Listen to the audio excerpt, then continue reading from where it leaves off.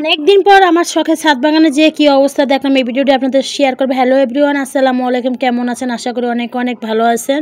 তো যাই হোক, অনেক দিন করে রকম আমার ছাদে কোনো সময় দিতে পারি না, যেহেতু আমার বাসায় অনেক মেহমান ছিল, তারা আবার চলে গেছে। তো দৌড়ে এসে বললাম ছাদে। আইসে দেখি আমার ভেন্ডিগুলো পুরো দমে বাতি হয়ে গেছে। দেখেন কতগুলো ভেন্ডি বাতি হয়ে গেছে। মানে কয়েকদিন সময়ের জন্য তো আসতে পারি না, যেহেতু আমার শাশুড়ি, খালা শাশুড়ি, দেবরা সবাই বাসায় ছিল, এর জন্য আমি আসতে পারি নাই, সময় দিতে পারি নাই।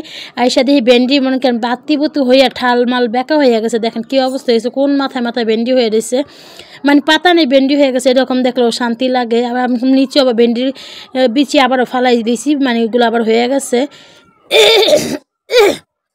এই প্রথম মনে হয় ছাদ বাগান থেকে এতগুলো ভেন্ডি ছিলাম, আর একটা রাইখে দিছে আবার বিচির জন্য।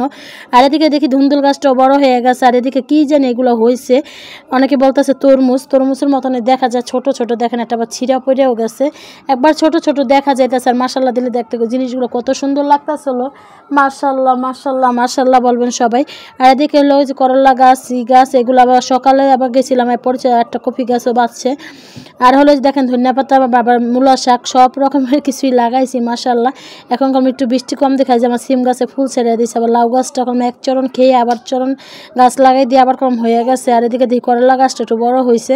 আর এই যে ভেন্ডিগুলো সিসি আছে, কোনো কেনাকানি ভেন্ডির ভিতরে মিক্স করে নেই, সব ছাদ বাগানের ভেন্ডি। দেখেন ভাজি করতেছিলাম আজকে, বলতেছিলাম যে আর কোনো ভেন্ডির সাথে মিক্সড করবো না, আজকে নিজের কাছে ভেন্ডি ভাজি করবো, যতটুকু স্বাদ লাগে আলহামদুলিল্লাহ। আর এদিকে হলো ডালও বসাই দিয়েছিলাম, ডাল আল্লাহ ভাজির আগে করে নিলাম, পরে হলো তরকারি রান্না করতেছে, যে আমার ভাজি হয়ে গেছে। দেখেন কালারটা কত সুন্দর। আর এদিকে হচ্ছে ডাল লাউ দিয়ে রান্না করছে। আর আইর মাছ হলো ঝিঙ্গা দিয়ে রান্না করব।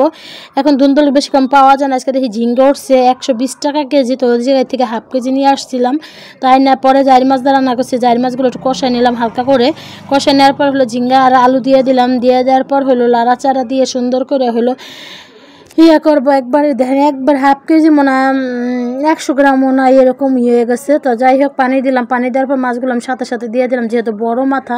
আরও দিন কম আপনার ভাইয়েরটা 2 না 2.5 কেজির টাইরি মাছ আনছে, মানে একটা মাছ অনেক বড় ছিল। তো যাই হোক এদিকে তরকারি রান্না বান্না কম হয়ে যেতেছে। পরে হচ্ছে আমরা খাওয়া দাওয়া করছি। খাওয়া দাওয়া করার পর হলো আমি আবার বিকেল ছাদে গেছি, যেহেতু এখানে একটু সময় পাই।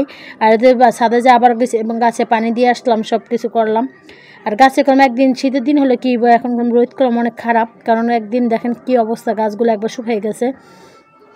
আর এই যে আমার পুরান লাউ গাছ হবে, লাউ গাছটাই আছে, পরে একটু স্প্রেও করে দিলাম। আর স্প্রে ওষুধ আমার শেষ হয়ে গেছে, এখন স্প্রে ওষুধও আনতে হবে। তো যাই হোক এদিকে হইলো যে সব গাছে একটু স্প্রে হালকা করে দিলাম, দিয়ে দেওয়ার পর হইলো দেখেন গাছের পরিস্থিতি। মশালা দিলে যে আবার ছোটোটা সিম হয়েছে, ঢাকায় সিম, এই সিমটা কলম মশালা দিলে অনেক ভালো লাগে সিমটা তরকারি।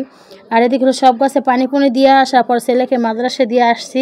আসার সময় একটা ছোটো কেক নিয়ে আসছিলাম, কেকটা আমার কাছে অনেক ভালো লাগছিলো দেখে, এই জন্য একটা কেক নিয়ে আসছিলাম 120 টাকা দিয়ে। পরে হলো আমার বাচ্চারা বলতেছিল আম্মু ফ্রেঞ্চ ফ্রাই খাবো, তা আমি আজকে একটু অন্যরকম করে ভাজিয়ে দিলাম ফ্রেঞ্চ ফ্রাইগুলো। কেমন হয়েছে কালারটা অবশ্যই একটু কমেন্টে জানাবেন। সবাই ভালো থাকবেন, সুস্থ থাকবেন। ফ্রেঞ্চ ফ্রাই খাইতে খাইতে বিদায় নিব। আল্লাহ হাফিজ, আসসালামু আলাইকুম।